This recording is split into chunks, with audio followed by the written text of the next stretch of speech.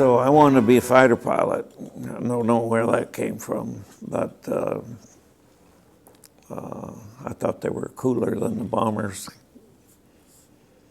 And I went to Hamilton Field, California. Okay. About 3 hours from home. And it was a fighter pilot replacement, fighter pilot training group. And we flew the P-39, the old D models. Mm-hmm. There you kind of learned how to be a fighter pilot, so to speak. At least you got checked out in a fighter. And you flew formation, we fired gunnery, and I don't know, 3 months period, and then you were supposed to go to some fighter group somewhere in the world and fight the war. Then we learned somewhere in the train trip to New York and then the boat ride over to England that we're going to get the brand new P-51. And the B models with the Merlin engine in them. And we had heard about the P-51 being a great airplane, but we hadn't even seen one, let alone fly one.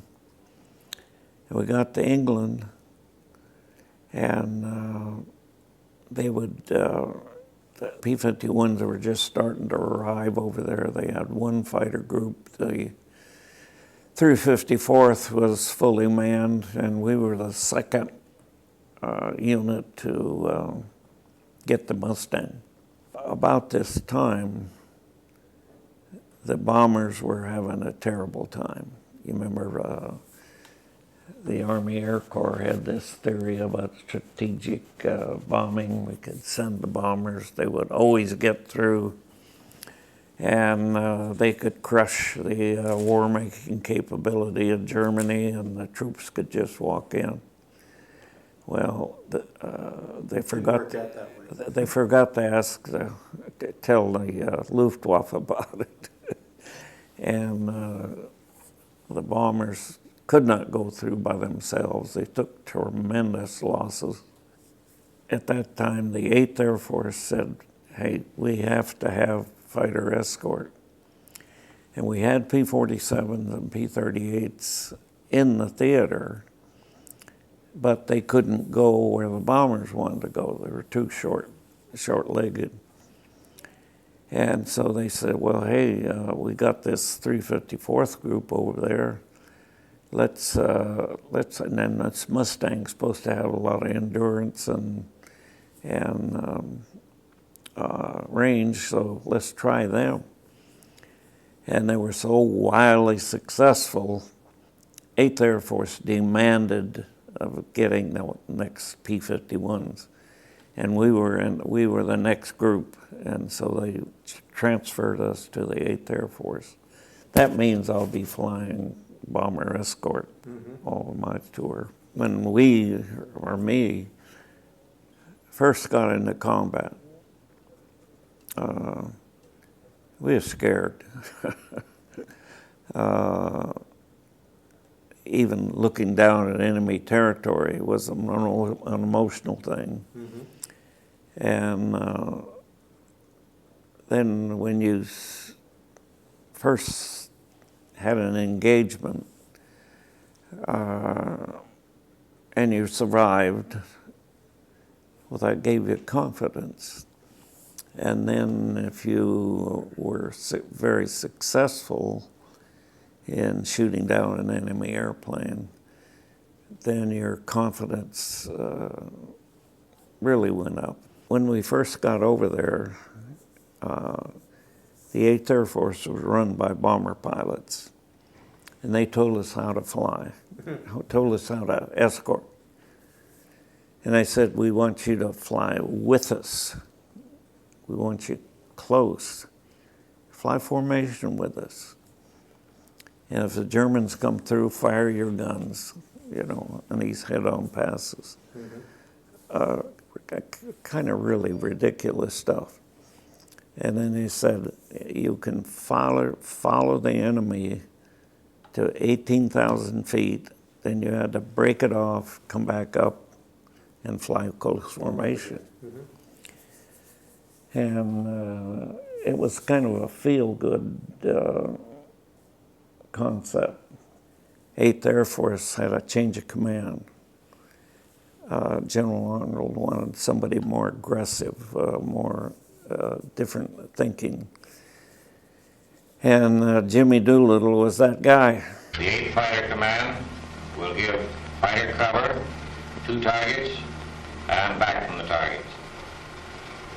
It's desirable that we peel off as many fighters as possible to come down east of the Ruhr and straight ground targets. How many do you want to peel off? We were on a close escort down in deep in Germany and southern Germany. And we heard that on the radio that they were starting to attack the stream of bombers up front. And so I was in the second section of 4 airplanes, and we would try to fly up the line of bombers. And we were the tail end Charlie flight, and so, hey, we better look around here, you know. And so just as I look around, my wingman who's flying on the inside, you know, he's looking back. And he says, hey, we got 4 airplanes coming in at us at 5 o'clock high, the perfect vulnerable position. We're here, and they're coming in like this. And they were in string, you know, 1, 2, 3, 4.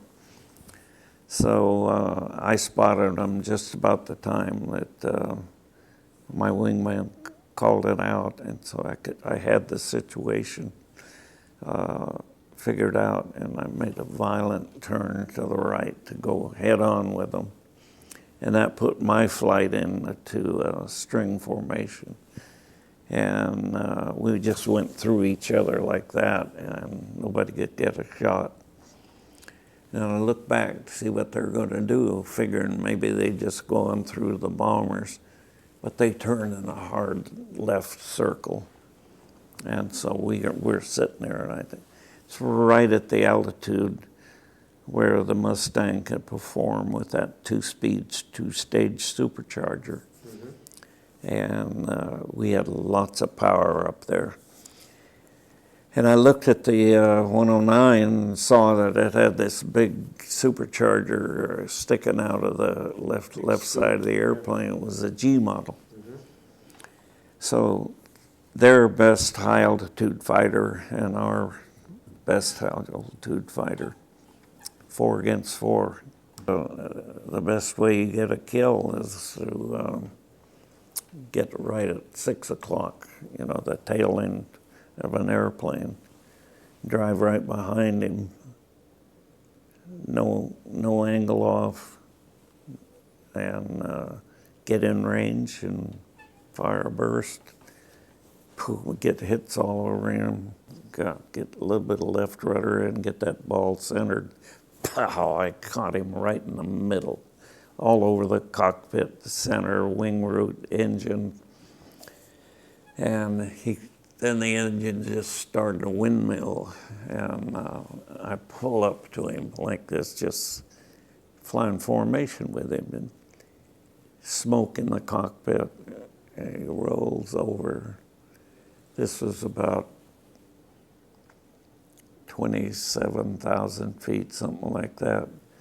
And he went just absolutely straight down. Pretty soon I saw his shadow, and he was leaving this smoke trail about a mile long.